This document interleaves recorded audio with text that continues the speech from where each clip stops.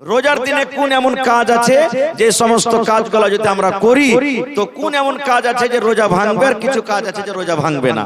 এই মাসলাগুলো আমাদেরকে কিছু জানা দরকার।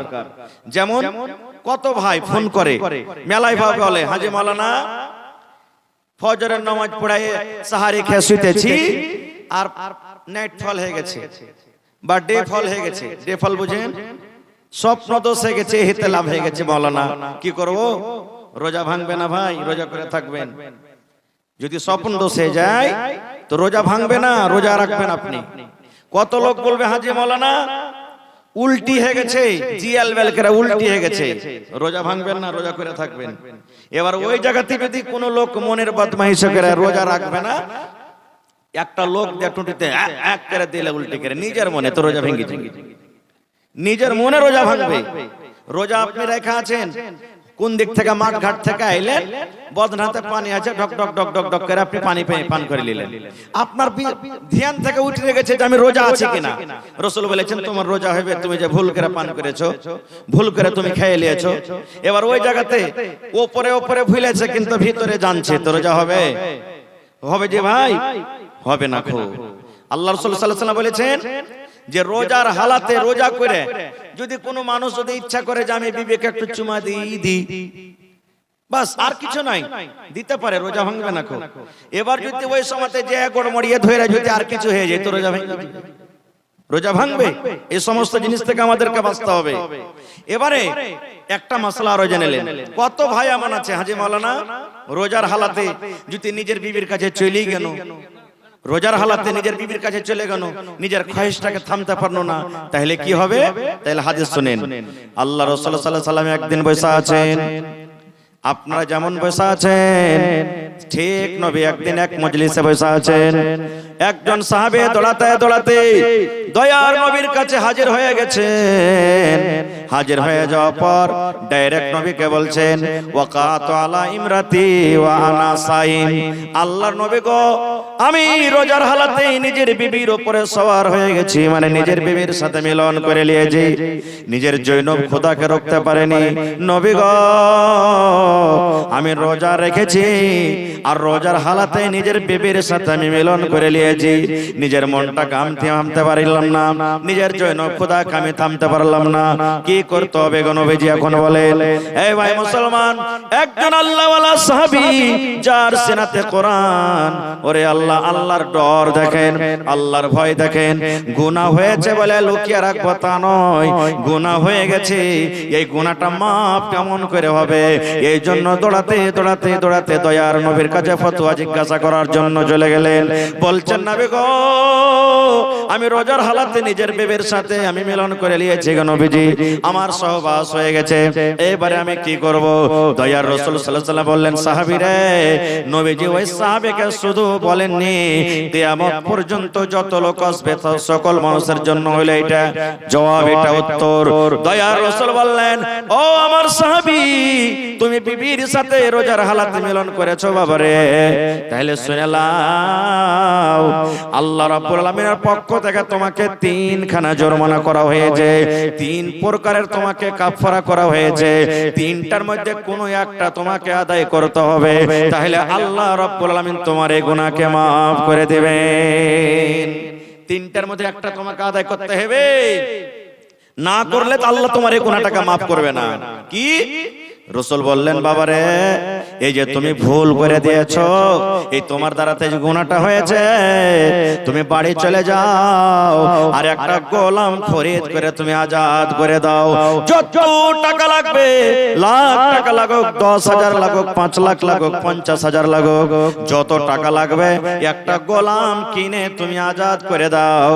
এই কাজটা যদি করতে পারো আল্লাহ রাব্বুল আলামিন তোমার এই গুনাহটাকে maaf করে দিবেন। এবার তখন সে সাহাবী বলছেন হুজুর আমি একটা গরিব মানুষ, আমি গোলাম কিনতে পারবো না গো নবীজি, গোলাম কেনার আমার ক্ষমতা নাই, আমার গোলাম কেনার শক্তি নাই, গোলাম কিনতে পারবো না। দয়ার রাসূল বললেন সাহাবী রে যাও, তুমি গোলাম কিনে যদি আজাদ করতে না পারো 2 নম্বর তোমাকে জরিমানা করা হলো। শরীয়ত তোমাকে 2 নম্বর কাফারা আদায় করতে বলছে যে তুমি এক টানাতে 2 মাস রোজা রাখো। কয় মাস? 2 মাস। তখন সেই সাহাবী বলছেন, হুজুর 1 মাস রোজা করতে যে আমার অবস্থা এই, আর 2 মাস রোজা করব কেমন করে, এটাও পারবো না। দয়ার নবী তখন 3 নম্বরে বলেন, বাবারে 3 নম্বর তোমাকে কাফারা করা হলো, জরিমানা করা হলো, তুমি 60টা মিসকিনকে তুমি খানা খাইয়ে দাও। যাও 60টা মিসকিনকে খুঁজে খুঁজে খানা খাইয়ে দাও। মালদার ধনী লোক কেন, শুধু মিসকিন গুলাকে খুঁজে খুঁজে তুমি খানা খাইয়ে দাও। বলছেন হুজুর এটাও পারবো না করতে, নিজের পেটই খায় না, নাই তো 60টা মিসকিনকে কেমন করে খানা দেব। এই গল্প সল্প করতে একটা লোক 1 বড়া খাজুর নিয়ে চলে এসেছে হাদিয়া নবীকে দেওয়ার জন্য। এবার রাসূল বলছেন, আইনা সাইল, এই সাইল কোথায়, যে জিজ্ঞাসা করছিল লোকটা দাঁড়াও। এবার লোকটা দাঁড়িয়েছে, তখন রাসূল বলছেন, এই খাজুর তুমি লাও আর 60টা মিসকিনের মধ্যে তুমি বেঁটে দাও গা। তখন সেই লোকটা বলছেন, নবী গো, আপনি খাজুরকে মিসকিনের মধ্যে আপনি বাঁটতে বললেন কেন নবীজি? আর আমার মনে হয় গোটা মদিনাতে যদি খোঁজা হয় তাহলে আমার থেকে আর বড় মিসকিন কেউ মদিনার ভিতরে নাই। সব থেকে বড় মিসকিন আমি, কাকে দিয়ে বাড়াবো নবী গো? আমি তো হলাম সব থেকে বড় মিসকিন, আমার থেকে বড় মিসকিন আর কেউ নাই। তখন রাসূল যখন কথাটা শুনলেন একটু মুচকি মেরে নবী হাসলেন, আর হাসা পর বলেন, যা তোর ছেলে মেয়েকে নে তুই খেলে। তাহলে এরকম যদি এখনো কোনো ভুল হয়ে যায় তাহলে 3টা শরীয়তে জরিমানা করা হয়েছে। গোলাম তো এখন পাওয়া যায় না ভাই, গোলামের জামানা নাই এখন। ওই জামানাতে গোলাম কিনে বেচা হইতো, তাহলে এখনো 2টা আছে ভাই, 2 মাস রোজা করতে হবে, আর না তো 60টা ফকির মিসকিনকে খানা দিতে হবে। 1 নম্বর হয়ে গেল। এবারে আল্লাহ রাসূল সাল্লাল্লাহু আলাইহি ওয়াসাল্লাম বলেছেন, হে আমার উম্মতরা তোমরা শুনে নাও, যখন তুমি সন্ধ্যাবেলাতে ইফতারি করতে বসবে, সুন্নাত তরিকা হলো রাসূল বলেছেন, যখন তুমি ইফতারি করতে বসবে তখন তোমাকে এই দোয়াটা পড়তে হবে, বিসমিল্লাহ। কি পড়তে হবে? জোরে বলেন। মেলায় লোক বলে আল্লাহুম্মা লাকা সুমতু ওয়া আলা রিজকিকা আফতারতু, বলে না? এটা সহিহ হাদিস নয়, এটা সহিহ হাদিস, এটা পড়তে হবে না। বিসমিল্লাহ বলে আপনি ইফতার করবেন। এবার কি খেয়ে ইফতার করবেন? আল্লাহ রাসূল বলেছেন সুন্নাত তরিকা হলো এই, তুমি ইফতার করতে বসবে তখন বিসমিল্লাহ বলে একটা মুখে খাজুর দাও, খাজুর দাও, ছহাড়া দাও, খাজুর দাও। এবার যদি বললেন মাওলানা খাজুর কিনতে পারবো না, আমি গরিব মানুষ, কিংবা বাড়িতে খাজুর ছিল হঠাৎ খাজুর শেষ হয়ে গেছে, দয়ার রাসূল বলেছেন উম্মত রে, তোমার বাড়িতে ঘুগনি মুড়ি হয়েছে, চানা হয়েছে, ভাত আছে, রুটি আছে, পনির আছে, বিভিন্ন রকমের তোমার বাড়িতে খাবার আছে, কিন্তু এই খাবারের মধ্যে যদি তোমার বাড়িতে যদি খাজুর না থাকে, খাজুর যদি না হয়, তাহলে তুমি বিসমিল্লাহ বলে তুমি তোমার কলেজে পানি আছে, ওই পানি দিয়ে তুমি ইফতার করো, 1 ঢোক 2 ঢোক পানি পান করো, আর তারপরে তখন এই দোয়াটা পড়ো, সাহাবাজ জামাও ওয়া বিতাল্লাতিল ওয়ারুক ওয়া সাবাতাল আজরু ইনশাআল্লাহ। এই দোয়াটা পড়ার পর তখন তোমার বাড়িতে আরো যেগুলা দানা পানি আছে সেই দানা পানি তুমি খাও। কত লোককে দেখবেন সব ফলমূল কিনবেও, খাজুরটাই কিনবে না খুব। তাহলে বলবেন হাজী মাওলানা খাজুর না খাইলে কি রোজা হবে না? রোজা হবে, সুন্নাত তরিকা। আপনি সবই কিনতে পারছেন, একটা খাজুর কেন কিনতে পারবেন না ভাই? আপনাকে 10 টাকা রাতে খাইতে বলেন, একটা হইলে যথেষ্ট, একটা হইলে আপনার জন্য যথেষ্ট। 1 প্যাকেট আপনি খাজুর কিনেন 1 টাকা খান তো মনে হয় গোটাই মাস চলে যাবে আপনার। এটা সুন্নাত তরিকা। না আছে তা পানি দিয়ে আপনি পান করেন, বিসমিল্লাহ বলে রোজা খুলে দেন, তারপর আপনার বাড়িতে যা আছে আপনি ওগুলা খান। এবার কত লোককে দেখবেন ইফতারি জাফত দিবে, চোখের দেখা কথা বলছি ভাই, ইফতারি জাফত দিবে, ও বাড়িতে ঘুগনি কিংবা চেটি খাজুর টাজুর বেঁধে নিয়ে যাবে ইফতারি করতে। এবার ইফতারি করতে যায় তখন ওই টাইম যখন হয়ে যাবে তখন ওই বাড়ি থেকে যেটা ঘুগনি মুড়ি বা লক করে খাজুর লেগেছে ওইটা মুখে দিবে, লক করে দিয়ে ইফতারি করে তখন ওই যে ইফতার দাফত দিয়েছে ওর বাড়িতে খাইবে। ওকে জিজ্ঞাসা করা হয়েছে, আরে ভাই কিরকম কেন করছিস? কইছে ও তো খাপা নাকি, আমি দিন মেন রোজা করবো, নেড়ে শুকিয়ে থাকবো আর ওকে দিয়ে চলে আসবো। ওরে মুসলমান, এটা ভুল কথা রে ভাই। দয়ার রাসূল বলেছেন, উম্মত তুমি গোটা দিন রোজা রেখেছো, তুমি গোটা দিন রোজা করেছো, আর তোমাকে যে ইফতারের দাওয়াত দিয়েছে তার বাড়িতে যদি তুমি ইফতারি করো, তোমার গোটা দিনের রোজাটা সে নিয়ে নেবে না, সে গোটা রোজা তোমাকে আল্লাহ রাব্বুল আলামিন দিয়ে দিবেন না। নবী বলেছেন, তুমি যে একটা রোজা রাখলে, না খেয়ে তুমি থাকলে, এই না খেয়ে থাকার তোমাকে আল্লাহ যা মজুরি দেওয়ার তোমাকে দিবে, আর যার বাড়িতে তুমি ইফতারি করিলে আল্লাহ রাব্বুল আলামিন ওয়াকওয়াতখানি নেকি দান করবেন। আল্লাহ কাহরের কাইটা নেকি কাহকে দান করবেন না। কাটাকাটি যদি শুরু হয়ে যায় তাহলে কে কষ্ট করবে? কষ্ট করবে কেউ কি? কেউ কষ্ট করবে না। এবার আরেকটা শুনেলেন ভাই মুসলমান, আপনি কত লোক দেখবেন রোজার মাসে ঝড় চালু হয়ে গেল, তুফান চালু হয়ে গেল, সাহারি বানাইতে পারলে না, সাহারি খেতে পারলে না, বা এমন টাইমে যায় গেছে যে আজান হয়ে গেল, আজানের পর তা খাওয়া চলবে না? না চলবে? চলবে না। তো কইবে হাঁটি মায়ের লোক গলা বেশি কইবে, আজ রোজাটা করতে পারিনি রে বুবু। কইছে কেনে? কইছে লেয়ারের নিন এমন নিন আইছে, আজ একবার আজান হয়েছে তখন উঠেছে। না খেতে পেলে রোজা হবে না? রোজা হয়ে যাবে। বিনা সাহারি খাওয়া তো রোজা হবে। আল্লাহ রাসূল বলেছেন সাহারি খাওয়াতে বরকত আছে, সাহারি খাও। এবার আপনি তো জেনে শুনে ছাড়লেন না, চেতন পাননি, এবার আপনার আজান হয়ে গেল, তো ওই হালাতে আপনার রোজা হবে। বিনা সাহারি খাওয়া তো রোজা হবে, রোজাটাকে আপনি রেখে নেবেন। আর একটা মাসলা শুনেলেন, কত রোজার হালাতে, রোজার দিনে আল্লাহ তাবারক ওয়া তাআলা বিবির সাথে মানা করেছে মিলতে, কিন্তু রাতে তা করেনি। রাতে তো হালাল আছে। এবারে বিবির সাথে আপনি মিলামিশা করলেন, আচ্ছা একটু পর গোসল করছি, কে শুতে গেছেন, একটু পর গোসল করছি, কে শুতে গেছেন আপনি। এবার এমন টাইমে আপনি জাগলেন, মাত্র হাতে 5 মিনিট 10 মিনিট সময় আছে, এবার কি করতে হবে? গোসল করতে যদি চলে যান, মুয়াজ্জিন সাহেব আজান দিয়ে দিবে। আর এবার এই হালাতে কি করবেন? এবার সাহারি খেতে যদি যান তাহলে আজান হয়ে যাবে। এবারে কি করবেন? এই হালাতে কি করবেন? আল্লাহ রাসূল সাল্লাল্লাহু আলাইহি ওয়াসাল্লাম বলেছেন, উম্মত রে, যদি তুমি গোসল করার টাইম না পাও, গোসল করার যদি তুমি সময় না পাও, তাড়াতাড়ি করে তুমি ওযু করে নাও, আর ওযু করার পর তুমি সাহারির খানাটা খেয়ে নাও। সাহারি খানা পর তুমি গোসল করো, আর গোসল করার পর তুমি ফজরের নামাজ আদায় করো। সাহারি খেয়ে নাও তুমি, সাহারি খাওয়ার পর কি করো? তুমি গোসল করো, আর গোসল করার পর তখন তুমি কি করো? ফজরের আজান নামাজ পড়ো তুমি।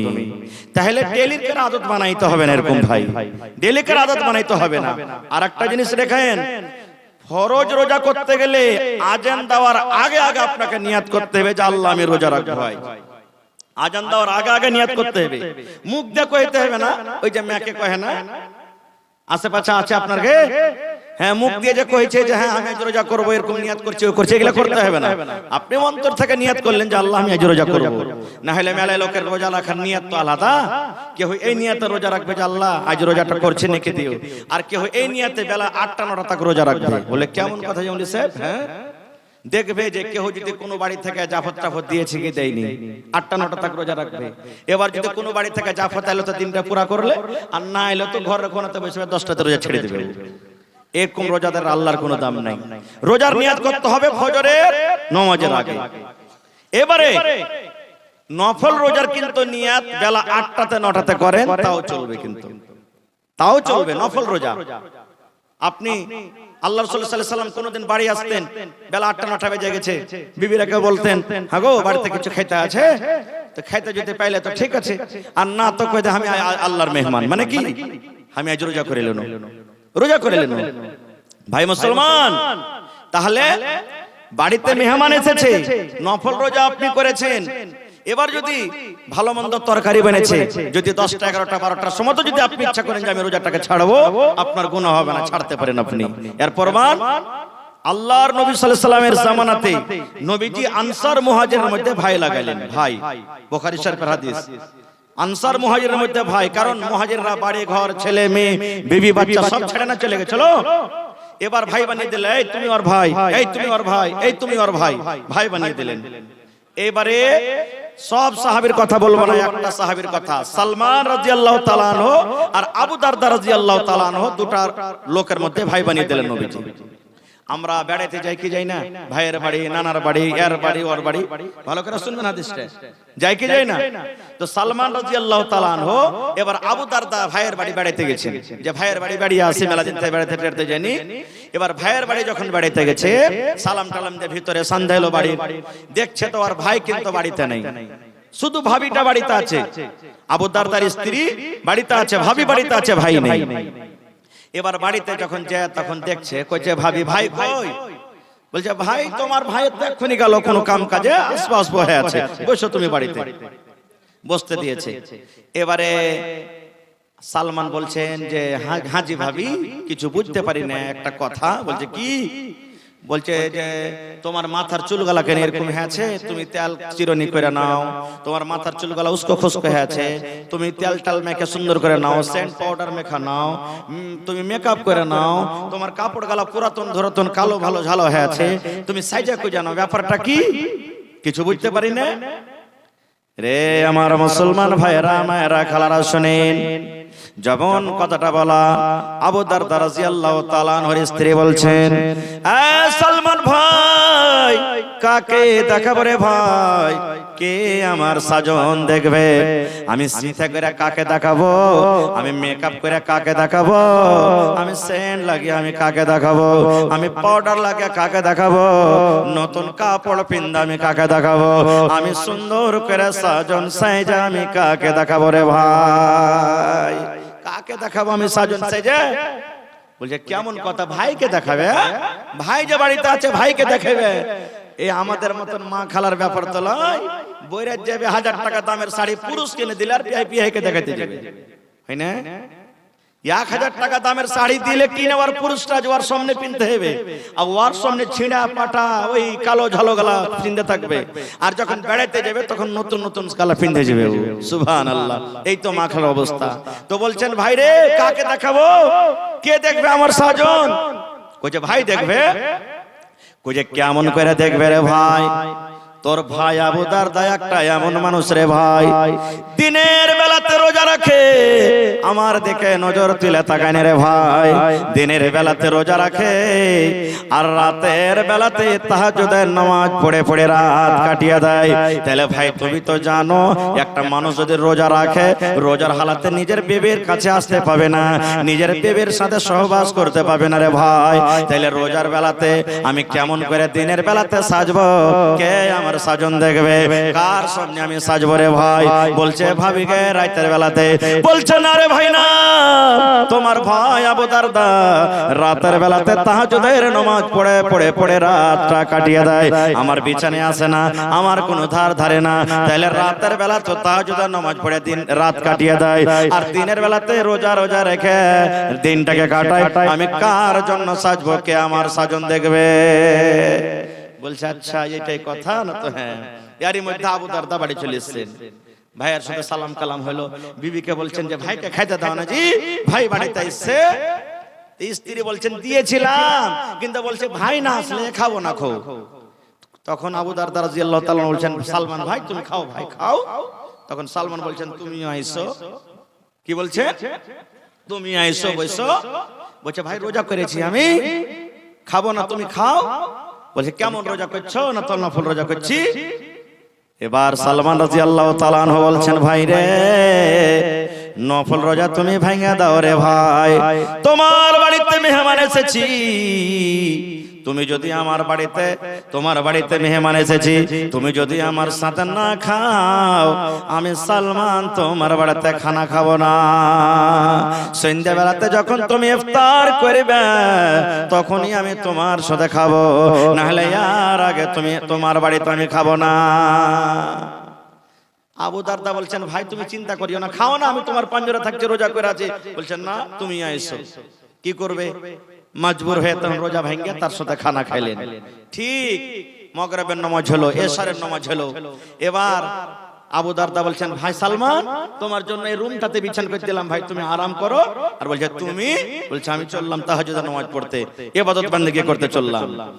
হাত খানটাকে ধইরে যে ঘরে বিবি আছে ধাক্কা দিয়ে তখন বলছে যাও এখন আরাম করো, তুমি এখনই সময় হয়নি, এখন বিবির কাছে যাও আরাম করো, রাইট হবে তখন আমিও তাহাজ্জুদ নামাজ পড়বো, তোমাকে উঠিয়ে দেবো, যাও।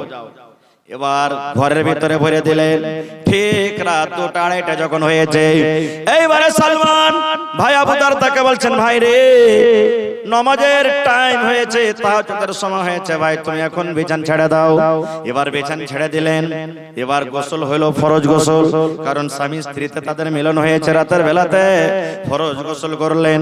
ফরজ গোসল করার পর এইবারে তারা দুই বন্ধু মিলে তাহাজ্জুদের নামাজ পড়লেন। তাহাজ্জুদের নামাজ পড়ার পর এইবারে সালমান ভাই আবু দারদাকে এবার নসিহত করছেন, ওয়াজ করছেন, ভাই রে তোমার উপরে তোমার মেহমানের হক আছে, মেহমানের সাথে পয়সা খাইতে হবে, মেহমানের সাথে পয়সা গল্প করতে হবে। ভাই রে তোমাকে আল্লাহ যে চোখ দিয়েছে, এই চোখটাকে রাইতে আরাম দিতে হবে রে ভাই, শুধু জাগিয়ে জাগিয়ে রাখতে হবে না। ভাই রে আল্লাহ তোমাকে যে এত সুন্দর নিয়ামত স্ত্রী দান করেছে, এই স্ত্রীর কাছে তোমাকে সময় দিতে হবে। ভাই রে সমস্ত হককে মেরে যদি তুমি এক আল্লাহর হক আদায় করো, এরকম ইবাদতে আল্লাহ রাব্বুল আমিন রাজি হবেন না, এরকম ইবাদত তোমার আল্লাহর দরবারে কবুল হবে না।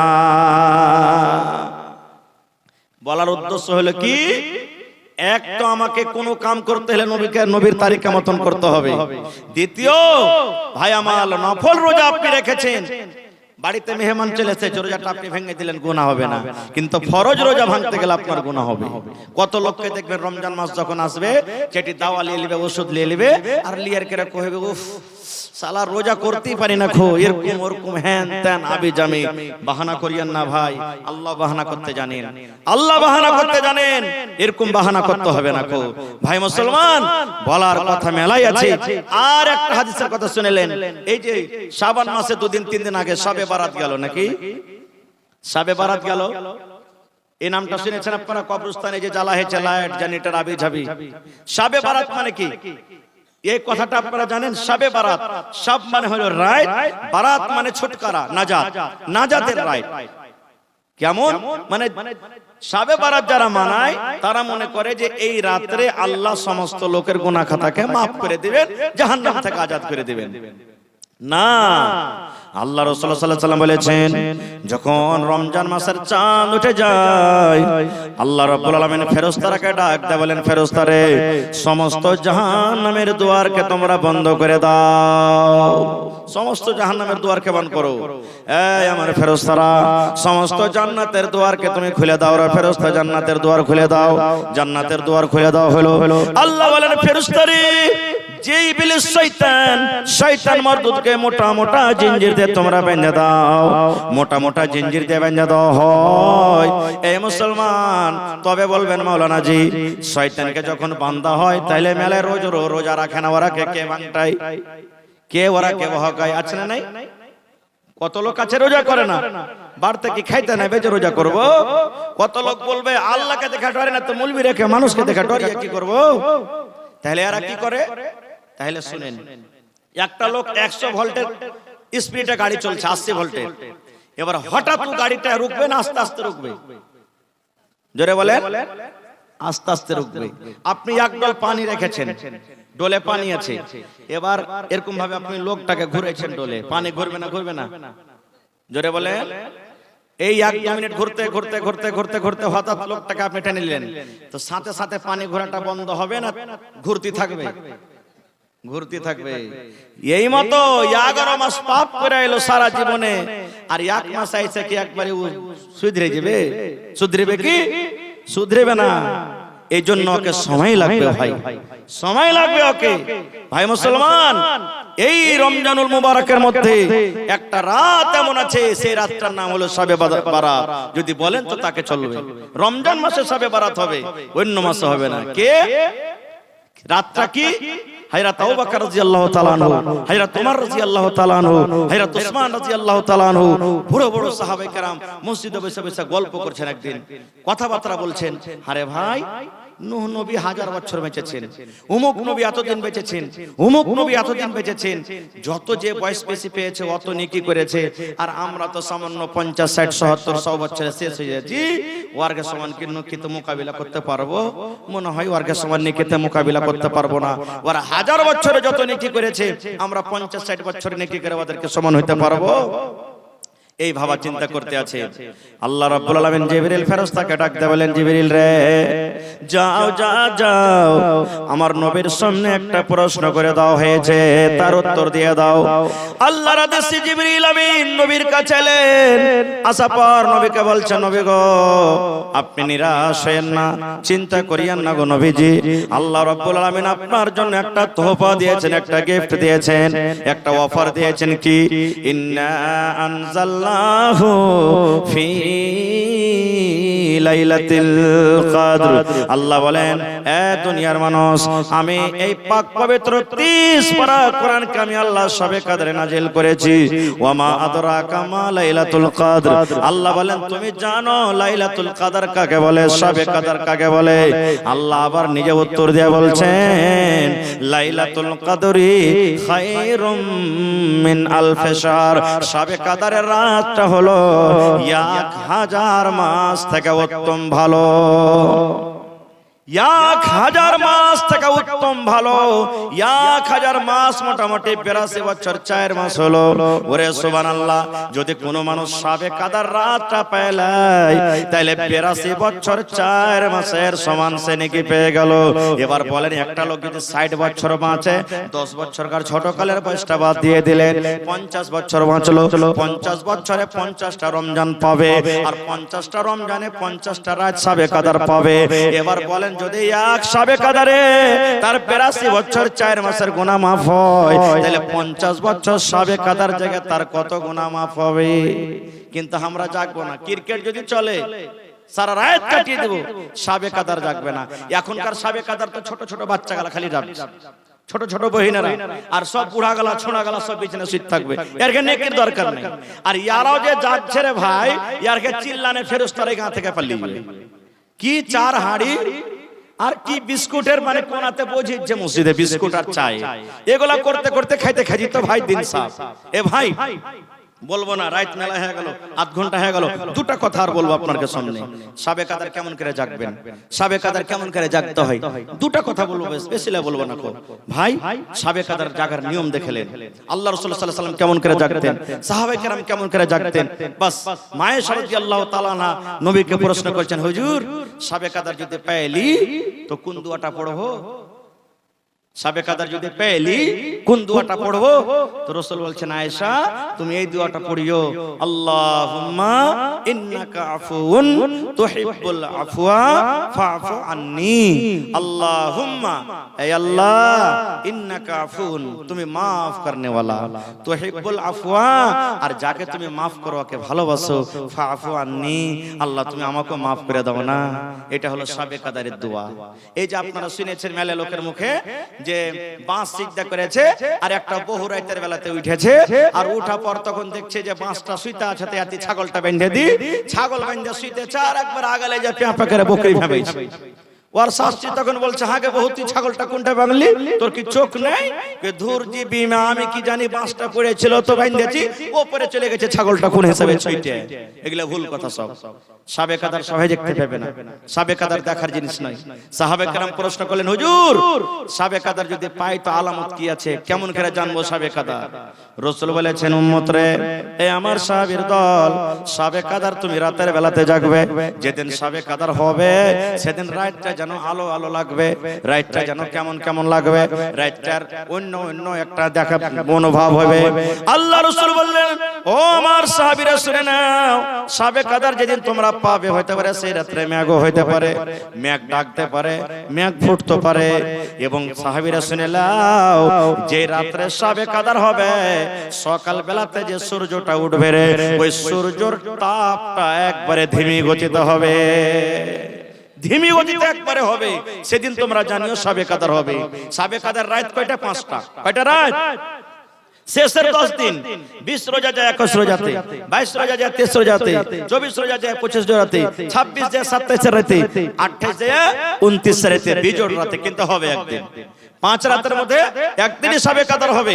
এবার তাহলে 5 রাতে জাগতে হবে, জি 5 রাতে জাগতে হবে। আল্লাহ রাসূলকে আল্লাহ বললেন, নবী গো অমুক দিন সাবে কাদার। নবীজি বলার জন্য যাচ্ছিলেন, রাস্তাতে দুটো লোক ঝগড়া করছে। এবার নবীজি ওরকে ফয়সালা করতে যে আল্লাহ ভুলিয়ে দিলেন, ভুলে গেলেন যে কোন রাতে সাবে কাদার। তো রাসূল বললেন, শেষের যে 10টা রোজা আছে, এই 10টা রোজার মধ্যে যেগুলো বিজোড়া রাত, ওগুলাতে তোমরা সাবে কাদার খুঁজো, এইগুলাতে তোমরা সাবে কাদার তোমরা পাবে। আর 1 মিনিট আপনাদের সামনে বলবো কেমন করে জাগবেন। প্রথম কথা, যারা সাবে কাদার জাগবেন ওরা এশারের নামাজ পড়ে 2 রাকাত সুন্নাত পড়ে ওরা কিন্তু তারাবির নামাজ পড়িয়েন না। তারাবির নামাজ পড়িয়েন না, রাত জাগার নিয়ম বাতাইছে আপনাকে। চলে যান বাড়ি, সুতার থাকলে 1 ঘন্টা আপনি শুইতে দেন। চোখের পলকেতে চলে যাবে না সাবে কাদার, ফুর করে উড়েতে চলে যাবে না ট্রেনের মতো। আল্লাহ বলছেন হাত্তা মাতলাইল ফাজরে, ফজর পর্যন্ত থাকবে। সেকেন্ডের মতন উড়ে যাবে তা নয়, ফজর পর্যন্ত থাকবে। এবার আপনি চলে গেলেন, যদি 1 ঘন্টা সুতার মন থাকলো তো থাকলেন, না হলে তো আপনি কি করলেন, জরুরি না যে মসজিদে জাগতে হবে, তো আপনি জাগতে পারেন, বিছানা বসেও জাগতে পারেন, আপনার বারান্দাতে জাগতে পারেন, 2, 4, 5 জন 10 জন বাড়িতে বসে আপনি জাগতে পারেন, মসজিদেও জাগতে পারেন। দরকার নাই যে মসজিদে না জাগলে সাবে কাদার জাগা হবে না। আপনি চলে গেলেন, ওযু তো আছে আপনার, কোরআন মাজিদ আপনি পড়লেন, পড়তে পড়তে পড়তে পড়তে ধরেন 1 পারা কোরআন মাজিদ পড়লেন, পড়ার পর তখন আপনাকে দেখলেন একটু ঢোল নাচতে লাগলো। আপনি কি করবেন, নামাজ পড়িতে লাগলেন। নামাজ পড়িতে লাগেন, আপনি তারাবির নামাজ পড়িতে শুরু করেন। কেমন করে নামাজ পড়বেন, খুবই লম্বা লম্বা করে পড়েন। এক এক রেকাতে কমসে কম 8 ঘন্টা যেতে আপনার সময় লেগে যায়। বলবেন হাজী মাওলানা অত বড় বড় যে সূরা জানি না, আমরা তো হাফিজ লই, অত বড় বড় সূরা কেমন করে পড়বো? আপনি কিচ্ছু জানেন না। আলহামদু আর ইন্না আতাইনা, আলহামদু কুল হুয়াল্লাহু আহাদ, আলহামদু কুল আউযু বিরাব্বিন নাস, দুটোই সূরা তো জানছেন। ওই দুটা কি বারবার ঘুরিয়ে ঘুরিয়ে আপনি পড়েন, বারবার ঘুরিয়ে ঘুরিয়ে পড়েন আপনি ওই দুটো সূরা কি বারবার ঘুরিয়ে ঘুরিয়ে পড়েন। এবার পড়তে পড়তে যখন দেখলেন যে আমি ক্লান্ত হয়ে গেছি, তখন আপনি রুকু করেন। রুকুতে গিয়ে দোয়া পড়েন, যতবার পারবেন, যতবার জয়সবার পারবেন আপনি দোয়াটাকে পড়ে চলে যান। পড়তে পড়তে পড়তে যখন দেখবেন খাসতে গেছেন, তখন আপনি আবার সামি আল্লাহু লিমান হামিদা বলে আপনি দাঁড়ান। এবার আপনি সিজদাতে পড়েন, সেই সিজদার দোয়াটাকে আপনি পড়ে চলে যান, যতবার পারবেন আপনি পড়েন। পড়তে পড়তে 2-4 মিনিট যখন হলো, আবার আপনি বসেন, আবার পড়েন রব্বিগফিরলি রব্বিগফিরলি রব্বিগফিরলি রব্বিগফিরলি রব্বিগফিরলি, আল্লাহকে maaf করো রব্বিগফিরলি, পড়ে চলে যান যতবার পারলেন। এবার আবার আপনি সাজদাতে পড়ে যান, আবার আপনি সাজদাতে পড়লেন, আবার সাজদাতে আপনি দোয়াটা পড়ে যান। পড়তে আছেন 2, 4, 5, 10 মিনিট পড়িতে আছেন। এরকম করে করে 1 রাকাতে যদি 8 ঘন্টা লাগান, 2 রাকাতে কত লাগবে? 1 ঘন্টা লাগবে নাকি? 2 রাকাত আপনি পড়ে দিলেন, আবার কোরআন মাজিদ পড়িতে লাগেন। আপনি কোরআন যদি পড়িতে জানছেন তো কোরআন পড়িতে লাগেন, আবার 1 পারা পড়লেন, আবার আপনি নামাজ শুরু করে দেন ওরকম করে লম্বা লম্বা করে। এবার আবার আপনি 2 রাকাত পড়লেন, পড়ার পর তখন আবার আপনি কোরআন পড়িতে লাগেন। এই করতে করতে করতে করতে আপনার 8 রাকাত নামাজ হবে। দেখবেন ফজরের টাইম আছে 1 ঘন্টা, সুবহানাল্লাহ। তখন লাগেন দোয়া করতে। কোন জায়গাতে দোয়া করবেন? মসজিদে তো সব গোলমাল করছে। এমন বাড়িতে চলে যান, আপনার কোন একটা প্রাইভেট রুমে, পারলে দরজা বন্ধ করে দেন, না পারলে না করেন। এবার লাগেন দোয়া করতে আল্লাহর কাছে। আল্লাহ সর্বপ্রথম আল্লাহর তারিফ করবেন, নবীর পরে দুরূদ পাঠাবেন, তারপরে দোয়া করতে লাগবেন। এমন কান্দে কান্দে দোয়া করবেন, যতক্ষণ পারবেন দোয়া করবেন। দোয়া করতে করতে করতে করতে করতে ঠিক যখন দেখবেন যে হ্যাঁ এখন ফজরের টাইম হয়ে আসছে, আর 15 মিনিট 20 মিনিট 8 ঘন্টা সময় আছে, এগুলা বেতর টেতর যা পড়ার আছে পড়ে আপনি সময়টাকে আপনি দেখলেন যে আমার শেষ হয়ে গেল, আপনি তখন ফজরের নামাজ আপনি পড়লেন। এর নাম হলো সাবে কাদার। এটা সাবে কাদার জাগতে হবে। আর এখন তো খালি একটু কোরআন পড়বে আর হো হাল্লা করে চা বিস্কুট খায় সারা রাত কাটিয়ে দিবে। এরকম সাবে কাদারে আল্লাহ তাবারাক ওয়া তাআলা নিয়ে দিবেন না ভাই। ভাইরা আমার, বলার মেলায় কথা ছিল, আল্লাহ বাচ্চারাকে ইনশাআল্লাহ আবার কোনদিন বলবো।